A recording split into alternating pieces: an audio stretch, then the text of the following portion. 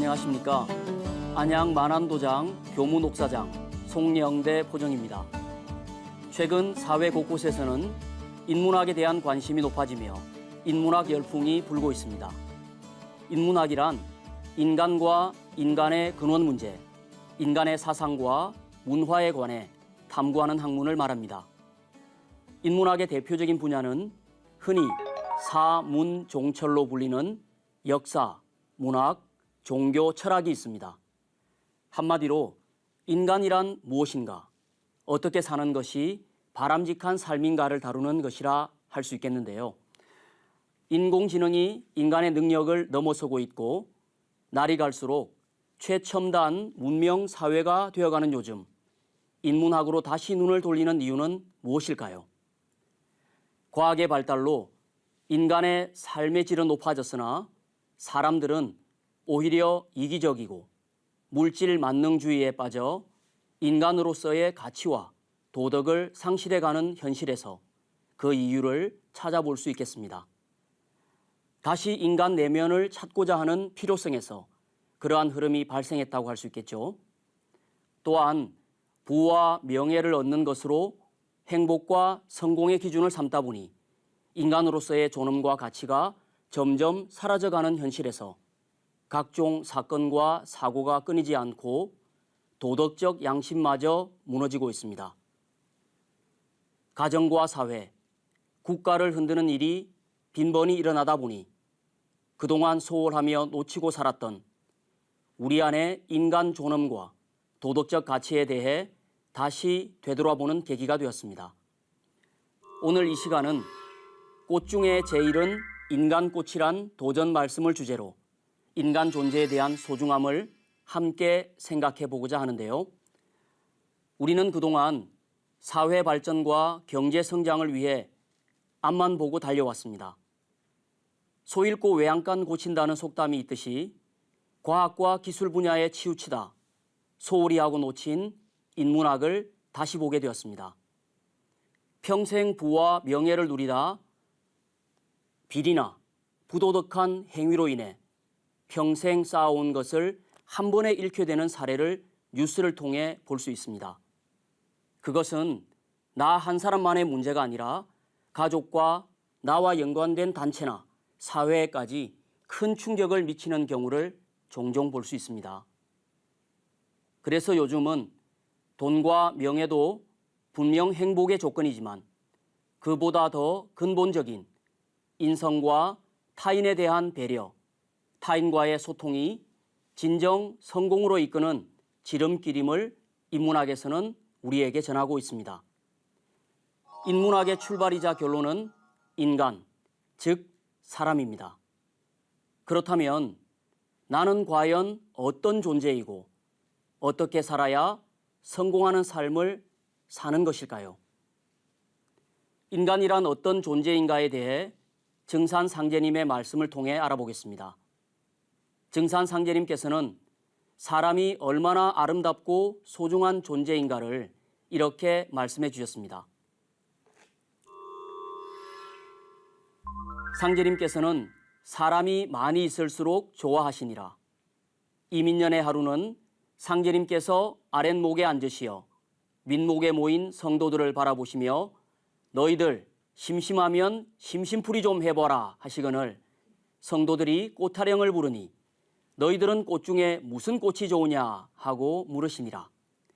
이에 누구는 나라꽃이 좋다 하고 누구는 목화꽃이 좋다 하고 또 누구는 담배꽃이 좋다 하거늘 상제님께서 말씀하시기를 방한꽃이 제일이니라. 다른 것은 한 번 보고 두 번 보고 하면 사랑이 멀어지는 법이나 사람은 볼수록 정이 드는 것이니 참으로 꽃 중에 인간꽃이 제일이니라 하시니라. 또 말씀하시기를 자식을 낳아 보아라. 볼수록 새 사랑이지. 나무가 외줄로만 크는 놈은 윗동을 쳐야 가지를 뻗듯이 사람이 자식을 낳으면 그것이 곧 가지를 뻗는 셈이니라 하시니라. 예로부터 동양에선 하늘을 아버지로 땅을 어머니로 받들어 만유 생명의 근원인 하늘 땅, 천지 부모님께 제사를 지내왔습니다. 그리고 인간은 하늘 땅 아래 가장 존귀한 존재로 천지의 자녀로 인식을 해왔습니다. 그렇기에 인간꽃이란 인생의 궁극 목적은 진리를 깨달아 천지 부모가 주신 생명의 꽃을 피워 우주의 열매가 되는 것을 말합니다. 인간꽃을 활짝 피운다면 나아가서는 궁극적으로 가장 아름다운 인간 열매를 맺을 것입니다. 한국인들이 좋아하는 대표적인 국민송이 있습니다. 그 중에 하나가 사람이 꽃보다 아름다워라는 노래입니다. 아마 다들 노래방이나 단체 모임 자리에서 한 번씩은 다 불러보았을 텐데요. 전 국민의 애창곡이라 할 수 있는 이 노래는 모두에게 힘을 주는 격려와 위로송이 되고 있어서 더욱 널리 사랑을 받고 있다고 합니다. 누가 뭐래도 사람이 꽃보다 아름다워. 이 모든 외로움 이겨낸 바로 그 사람. 누가 뭐래도 그대는 꽃보다 아름다워. 가사가 참 아름답습니다.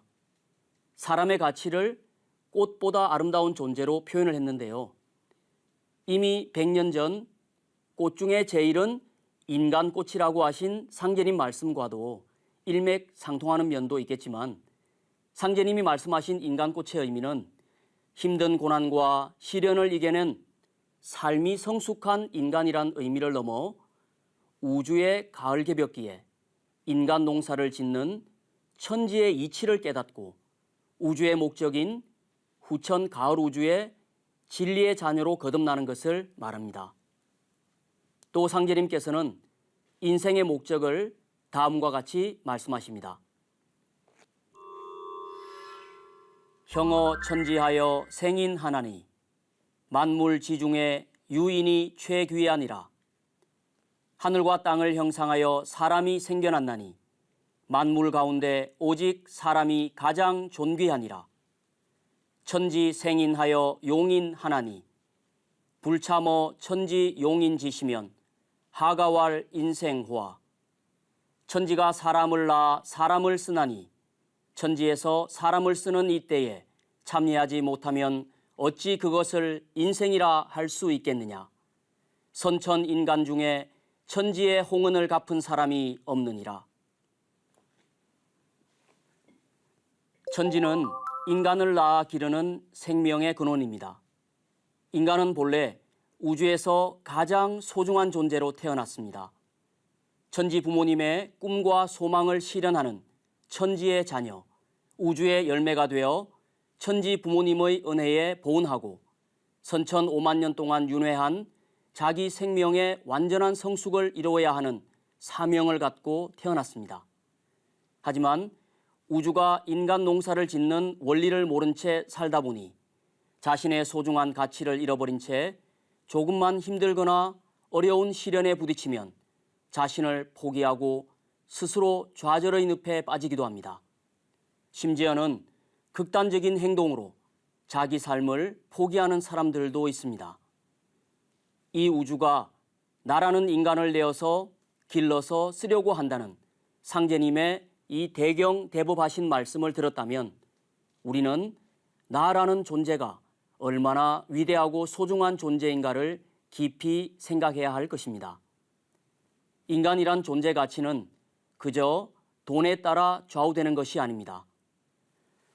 어느 대학 교수가 강의 시간에 나라는 존재 가치에 대한 강의를 하고 있었습니다.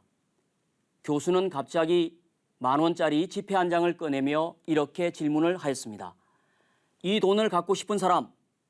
그러자 여기저기서 저요 하며 학생들이 손을 들었습니다. 그때 교수는 갑자기 돈을 구기기 시작하였습니다. 그리고는 다시 질문을 하였습니다. 이래도 갖고 싶은 사람? 아까보다 더 많은 학생들이 저요 저요 하며 손을 들었습니다. 교수는 미소를 지으며 이번에는 구겨진 지폐를 바닥에 떨어뜨리며 발로 마구 밟았습니다. 흙이 묻은 지폐를 다시 들어 보이며 이래도 갖고 싶은 사람이라며 질문을 하였습니다. 학생들도 웃으며 더 크게 저요 저요를 외쳤습니다. 교수는 그때 손을 든 한 학생에게 질문을 하였습니다. 돈을 막 구기고 발로 밟았는데도 왜 돈을 가지려고 하나요? 그러자 그 학생은 웃으며 이렇게 대답을 하였습니다. 똑같은 돈이니까요.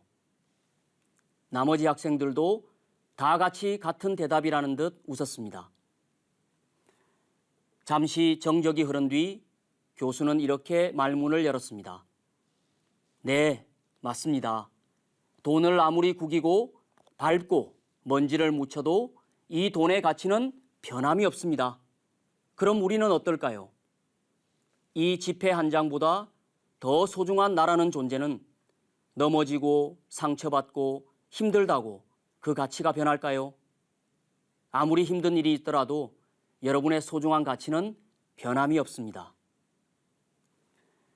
우주를 주재하시는 증산상제님께서는 인간이 아무 목적 없이 그냥 태어난 것이 아니라는 것을 또 이렇게 말씀해 주셨습니다. 사람이 다 쓸 때가 있나니 천황에서 집자리 뚝 떨어질 때 너는 천하를 위해 뭐 되라 너는 뭐 되라 하고 타고나느니라. 잘나고 못나고 돈이 많고 적고의 문제가 아니라 천상에서 내려올 때 이미 우리는 누구나 해야 할 타고난 목적과 사명이 있다는 말씀입니다.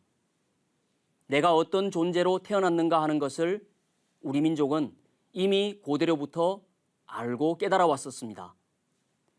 하늘로부터 타고난 그 존재 가치를 직접 하늘과 소통하며 깨달음을 내려받은 신성한 문화를 신교라고 합니다.